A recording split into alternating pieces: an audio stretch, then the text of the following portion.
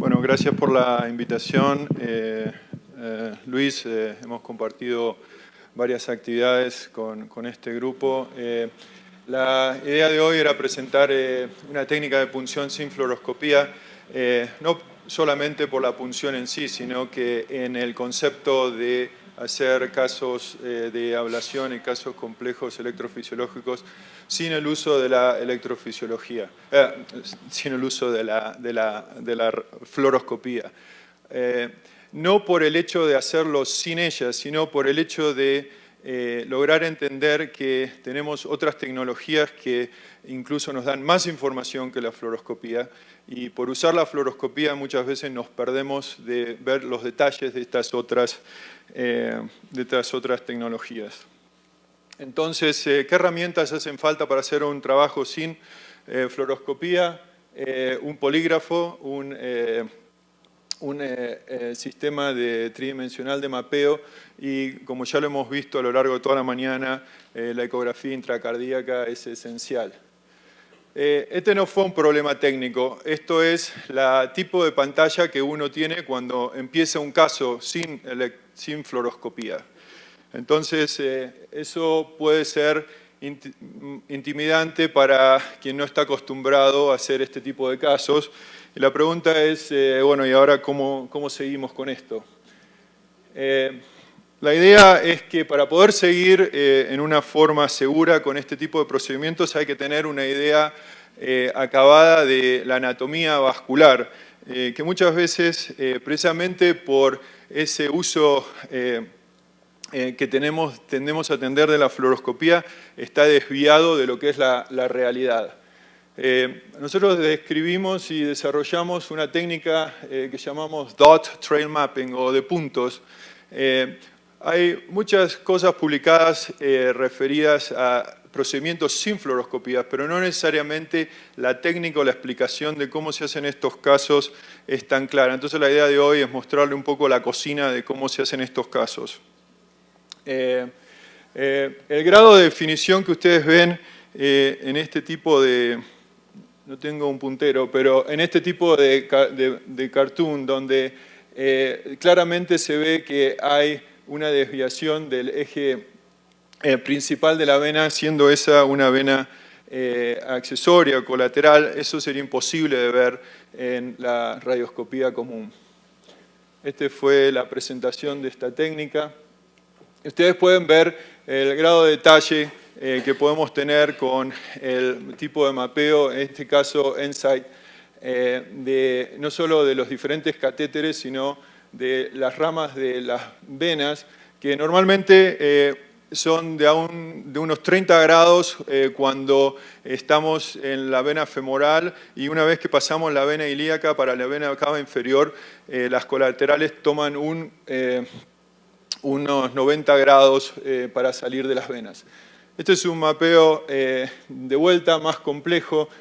Todos los tracks de los diferentes catéteres que utilizamos, en este caso vemos cómo el catéter cuadripolar va a pasar del lado derecho al lado izquierdo de la vena femoral para ir a la vena cava inferior.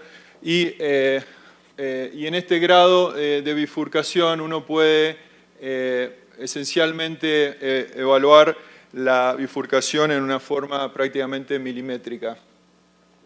Esto es para mostrar nuevamente que las ramas acá de colaterales venosas tienen un grado de 30 grados, y si nos acercamos más hacia la vena hepática o venas renales, salen con una de 90. Esto es hasta lo que puede darnos el sistema de zoom en el acceso de vascular. Y vemos cómo aquí este es un catéter duodecapolar, representa exactamente la conformación de lo que es la vena cava inferior. Sobre esto es importante entender que el concepto o el preconcepto que uno puede tener de la fluoroscopía es que las venas femorales, ilíacas y cava inferior se pueden resumir como una Y invertida, siendo este no el caso, sino que es más la conformación de una S, y no solo una S, sino que una S en 3 dimensiones. Lo importante de saber y tener este concepto es que cuando empezamos a avanzar un catéter y empieza a desviarse para un lado que es distinto de este preconcebido, vamos a tener claro que esa es la trayectoria venosa común. No solamente esto está reservado para el acceso vascular venoso, sino que también sirve para el acceso arterial, y esto es un zoom de el cruzamiento de la anatomía venosa y arterial, la cual se puede definir con un muy alto grado de detalle. Okay, entonces pueden ver el cartoon con la anatomía que hemos reproducido, donde en realidad hay varias curvas a tener en cuenta, anterior, posterior, y luego del lado derecho al lado izquierdo, que cuando uno lo tiene presente entonces puede predecir cuál va a ser la trayectoria del catéter, y de ahí en más estar claro que estamos en la posición correcta en cuanto al mapa anatómico vascular que estamos desarrollando. El sistema también se puede usar para las venas superiores, las venas subclavia, la vena innominada y la vena cava superior. Esto es para aquellos que extrañan el fluoro también. Son diferentes tipos de mapas que uno puede presentar y hacer con el sistema, que dan una idea de fluoroscopía sin necesidad de tener que usarla. Esto tiene que ver bastante con lo que hemos hablado hoy toda la mañana. Una parte tiene que ver con el acceso vascular, guiado por ultrasonido, donde vemos la arteria y la vena al momento de la punción. Y ahora viene el tema de avanzar el eco intracardíaco sin el uso de la fluoroscopía, y entonces, ¿qué parámetros tomar para avanzarlo en una forma segura? Y lo primero que hay que tener es esta luz del vaso, siempre presente como guía para avanzar el probe del eco intracardíaco, y a medida que se va avanzando uno se va encontrando con estructuras más familiares que nos permiten, este es un catéter, que nos permiten entender que estamos en el tracto adecuado, llevando el catéter de intracardíaco a la posición que queremos en la aurícula derecha. Esta imagen es para mostrar una técnica un poco más como un truco en cuanto a qué hacer. Tenemos la luz del vaso, empezamos a avanzar y tenemos una bifurcación, mostramos ahí. Entonces, ¿qué camino tomar? Bueno, la idea es que si avanzamos primero un catéter diagnóstico, normalmente del lado izquierdo, entonces eso se transforma en el landmark a seguir con el catéter de intracardíaco, que fácilmente, con pequeñas rotaciones en la medida que se va avanzando, lo podemos hacer llegar a la aurícula derecha sin problemas. En este caso el paciente tenía un marcapasos. Entonces, lo siguiente es la preparación del catéter de punción transeptal y cómo hacer la dinámica de eso. Muchas veces cuando no se usa fluoroscopía uno tiene que saber no solamente lo que está dentro del organismo y del vaso, sino lo que nos queda por fuera. Entonces el sheath se avanza simplemente hasta la primera parte de la vena cava inferior y luego utilizamos un catéter diagnóstico, que es lo que permite avanzar el catéter sin tener un problema en cuanto a no saber dónde está la anatomía, hasta la vena cava superior. Una vez que está el catéter puesto en la vena cava superior, se avanza la vaina, que no tiene el introductor en este momento, y una vez que la vaina logra tomar contacto con los electrodos proximales del catéter que tenemos diagnóstico, sabemos que la vaina ya está en la parte superior de la vena cava. Entonces, en este momento, esto es simplemente para demostrarlo cómo se ve en el mapeo tridimensional o en el sistema ESI.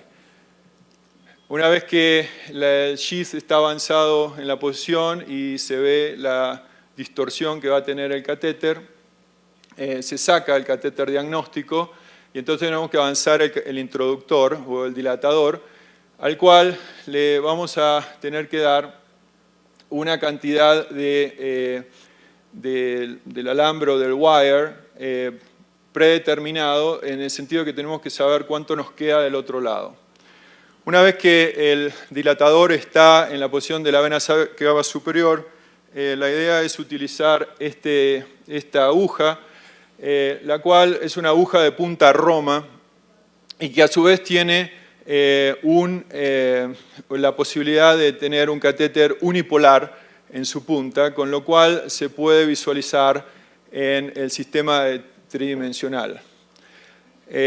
Hay dos funciones, la de mapping y después la de poder hacer la ablación del del septum interauricular. Así es como se visualiza la aguja bajando. Nuevamente, hoy hablamos de la importancia de la orientación anterior o posterior. En este caso, tenemos dos vistas, una lateral y una posterior, mostrando que la aguja está con el tenting de la fosa.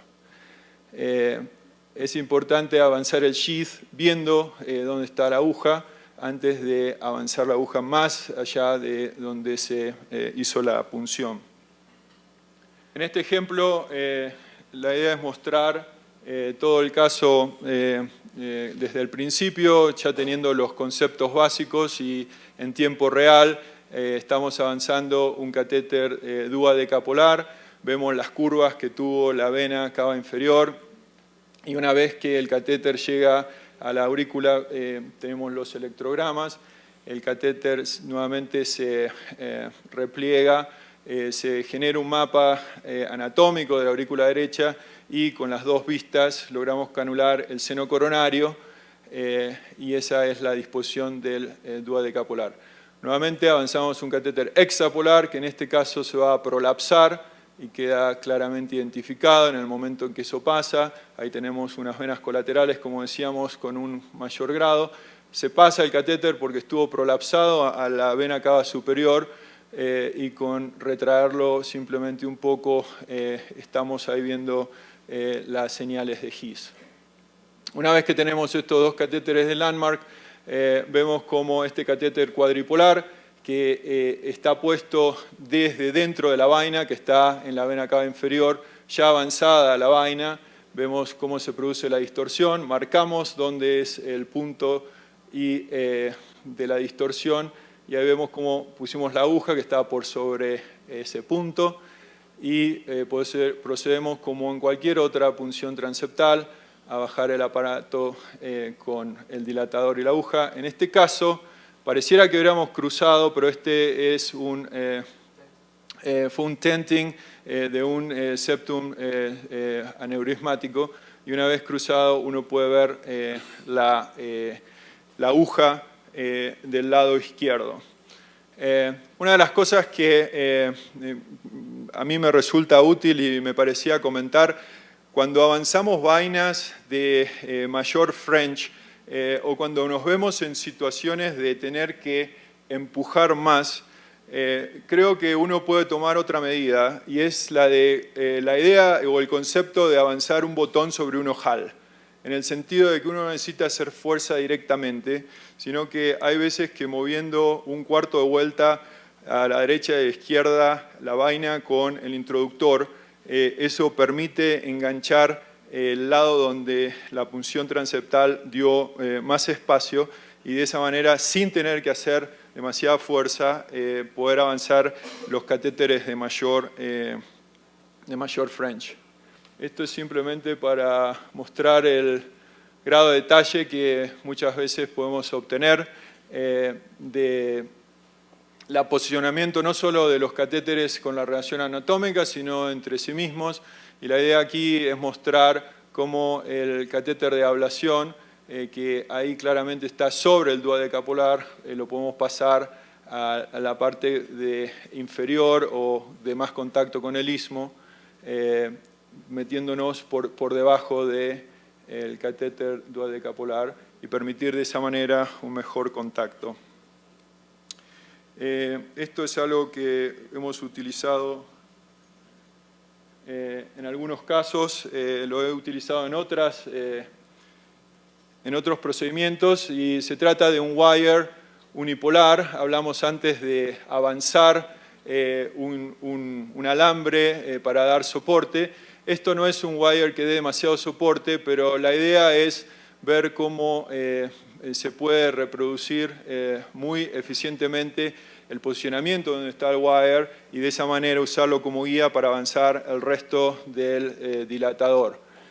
Yo creo que en la medida que avancemos sobre el concepto de hacer más casos sin fluoroscopía, la tecnología, vamos a tener más elementos o herramientas que nos permitan tener wires de mayor soporte con una marcación unipolar y de esa manera tener más idea de cómo se pueden hacer estas cosas sin tanta fluoroscopía. Con eso terminamos. Gracias.